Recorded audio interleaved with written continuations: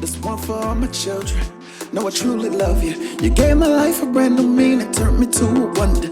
Now I ignite the stage with glory like a boom of thunder. Now watch you woo your mother, ain't no fool upon you. This one for righteous living, I salute you, brother. If you stood by that lady's side, you turned into a mother. I hope you truly love her, cause you just screw the rubber. Ain't scared of life, you manning up, that day is truly gutter.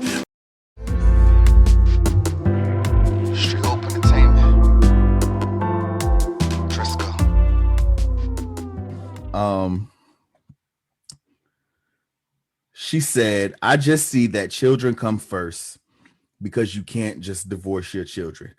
No matter what happens between you and your life partner, you will always be responsible for them. Yet here we have women and men walking out because their views, desires, etc. have now changed. That's a tough one. It is. It's a tough one, especially for, women who have children. It's like, what? My children always come first.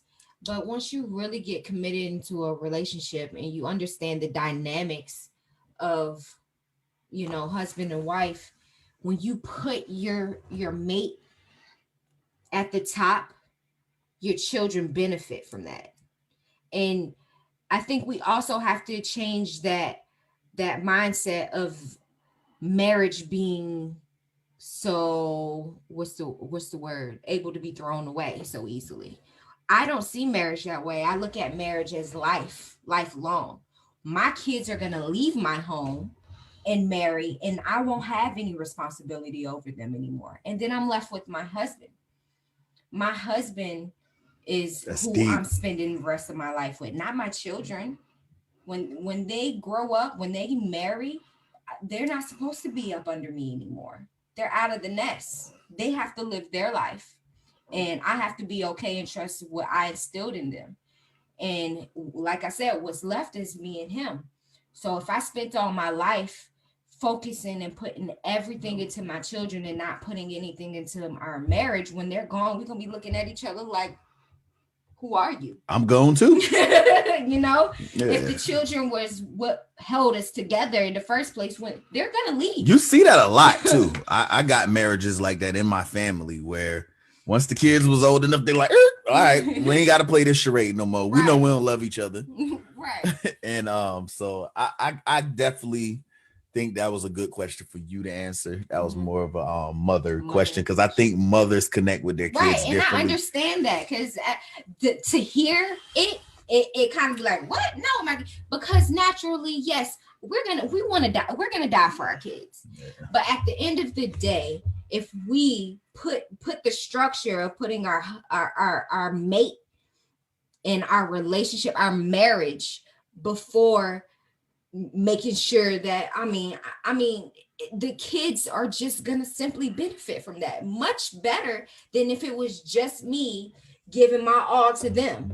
Now we have a partnership, two people giving their all to them, and it works better.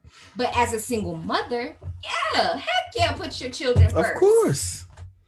I mean, who else? Ain't nobody, especially if ain't no man committed to you, you a fool. Yeah. But I'm gonna advise this, and I've said it before.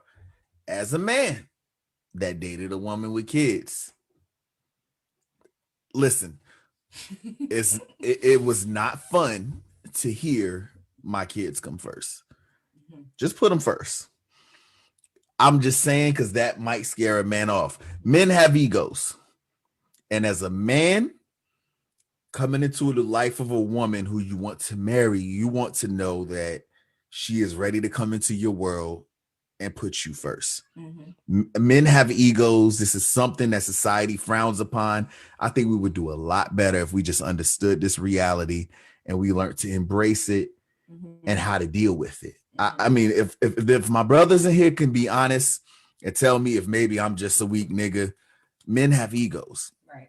It does not feel good to hear that somebody's going to come before you, especially a child, because at the end of the day, if we're supposed to create a bond and you're telling me the child comes before me, then on the hierarchy of the house, that makes me last. Mm-hmm. So I'm just the extra nigga that's providing. Yep. I'm welfare at that point. I'm food stamps. Yeah.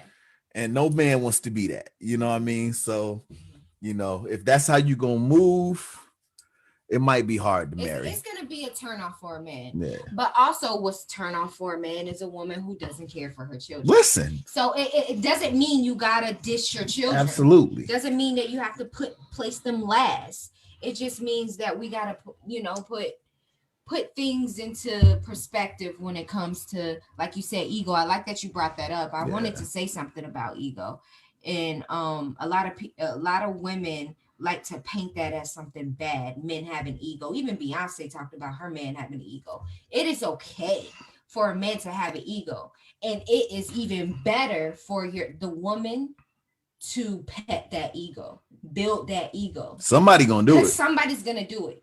You be that person to pet that ego. Don't say, "Oh, nah, I ain't about to do all that," and have this pride about you. You feel like you don't have to pet his ego. I'm telling you, though, somebody will. And I'm not saying you got to compete with everybody in the world. I'm just saying that's something that you got to accept about men. We can't change men.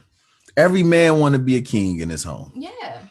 Like if he come home and he a peasant, that ain't a good look. That ain't a good look. And I mean, that's just as simple as that. We need you long, we lost so many chosen. We need to please think on thought provoking.